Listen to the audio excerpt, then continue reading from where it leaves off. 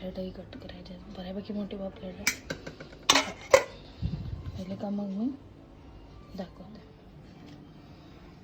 खोबरं, कोथिंबीर, मिरची, आलं, लसूण, मीठ टाकूया आणि वाटून घेऊया.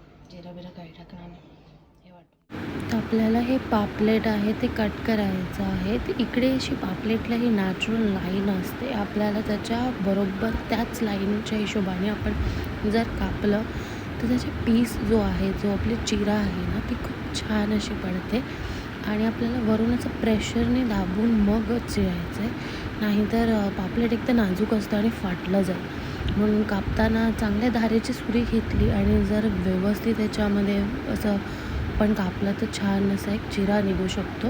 आणि हे दोन्ही पापलेटला मी इथे चिरा पाडून घेतला आहे. खोबरं, कोथिंबीर, आलं, लसूण आणि मिरची घेतली. त्याला लिंबाचा रस टाकून अशी चांगली पेस्ट करून घेतली. पाणी पण घातलं आहे. आणि हे जे इकडे पापलेट आहे त्याला हळद, मीठ, मसाला आणि कोकम आवळ लावून मॅरिनेट करत आहे. आणि इकडे पॅनमध्ये तेल गरम करत आहे, त्याच्यात आपण वाटण टाकून भाजून घेणार आहोत. चांगलं असं भाजून घेतलं आहे आणि तव्यावरती. आणि त्याच्याने बेसिक हळद, मीठ टाकलं आहे. तेलावरती परतले, हळद टाकली आहे, थोडासा गरम मसाला आपला जो मालवणी मसाला आमचा आहे घरातला तो टाकला आणि लाल तिखट एकदम नावासाठी. आणि त्याच्यामुळे तो जरा थोडा डार्क ब्राऊन, जो डार्क ग्रीन कलर जो आहे ब्राउनिश टाईप पण झाला.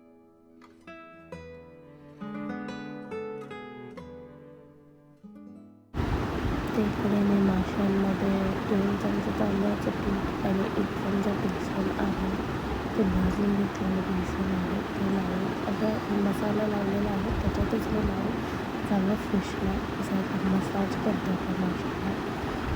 त्याच्यामुळे जो मसाला आहे ना तो पण चांगला माशाला चिकटला जातो आणि एक छान क्रिस्पीनेस येतो तांदळाच्या पिठात. आणि आपण जो मसाला आहे ना तो आतमध्ये जो सिलेक्ट केला आहे त्याच्यामध्ये पण आपण चांगलासा भरून घेणार आहोत. सगळीकडे जो मसाला आहे तो व्यवस्थित लागला गेला पाहिजे. आणि त्याच्यानंतर आपण जो चीर मारला आहे, जो स्लीट आहे त्याच्यामध्ये आपण आता हिरवं वाटून जे आहे ते गच्च भरणार आहे. तर वाटून भरवायचं जे आहे ते इंडिव्हिज्युअली डिपेंड करतं की तुम्हाला कितपत पाहिजे. काही लोकांना एकदम नावापुरतं वाटून थोडंफार असेल तरी जातं. आणि काय काय असं भरगच्च पापलेट भरलेला आपण तसं आवडतं. तर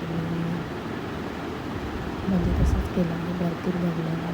आणि माझं जेवढं वाटून होतं 2 पापलेटमध्ये जेवढं होऊ शकेल तेवढं मी एक्सटेंडच्या बाहेर जाऊन तो भरलेला आहे आणि त्याला बंद केलं.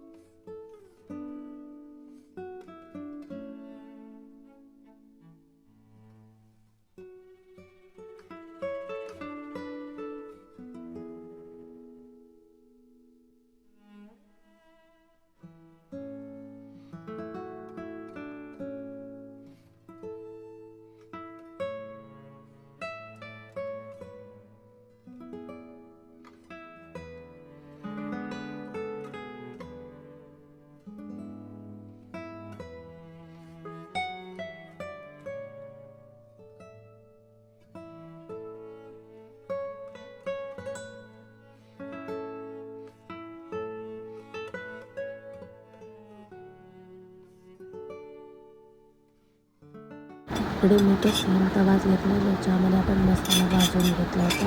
आणि आता त्याच्याकडे स्प्रेड करतो तो मसाला जो काय आहे. आणि आता त्याच्यामध्ये आपण तेल टाकून घेऊया आणि आता सकाळ आपलं पापलेट जे आहे ते चांगलं शॅलो फ्राय करून घेऊया. सो गॅस आपण गरम करत तोपर्यंत पापलेटला फ्राय करायच्या अगोदर त्याला आपल्याला रवा घालायचा. तर रवा आणि तांदळाचं पीठ, तांदळाचं पीठच मिळालं तर रवा आणि तांदळाचं पीठ जे आहे ते मिक्स करून घेतलं एका प्लेटमध्ये आणि त्याच्यामध्ये कोट करून आपण जे पापलेट आहे त्याला तेलामध्ये सोडणार आहोत. सगळं छान असं खरपूस भाजून